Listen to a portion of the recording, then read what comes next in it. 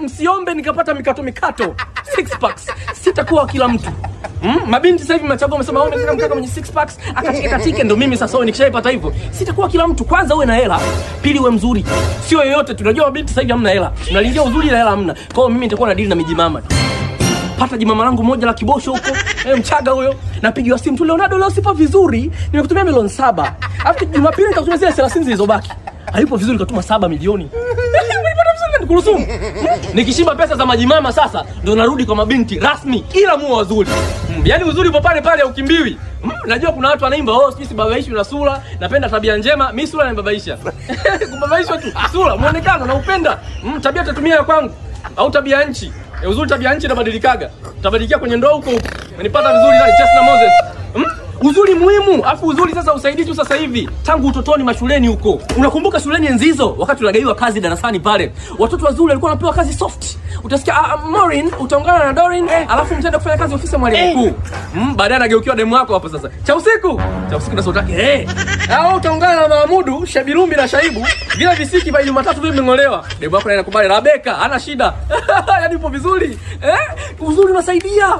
Alafu demu kuwa mzuri haimaanishi atakuwa na tabia mbaya. Mungu anaweza kubless demu mzuri afu ana tabia nzuri, kazi yake kudeka tu. Asubuhi baby leo unamwachia 3. Usiku leo unamwachia 3. Vikombe, goli ni nini? Yaani simple, asubuhi anadeka, usiku anadeka. Hiyo ndio double deka hiyo, kitaalamu tunaita.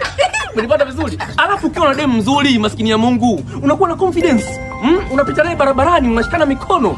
I love you too. Kila mtu anaona vizuri. Watu wanasema, mnapendezana.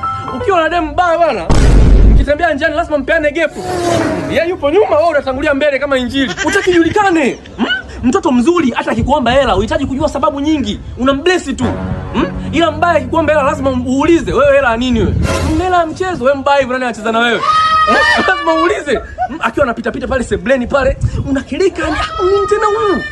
Lugu ikiisha unamsingizia yeye. Ili mradi tu, kumbe sio yeye maskini. Ni AC yako hiyo uliyofunga. AC sio umetoa wapi? Kubwa hivi. Ndio maana inabidi utumie AC za baridi. Kwanza zinatumia umeme mdogo lakini kwa ufanisi mkubwa.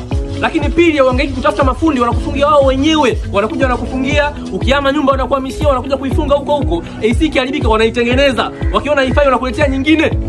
Baridi yao. Wewe kazi yako ni kulipia tu kama labda unataka kifurushi cha mwezi, cha wiki, cha siku moja, wewe tu kama kingamuzi vile. Lakini AC wanaijali wao na kukuhamishia baridi yao unashindwa nini? Acha kumsengezea mtoto wa watu. Sawa ni mbaya lakini ubaya sio ubwela. Nani wewe?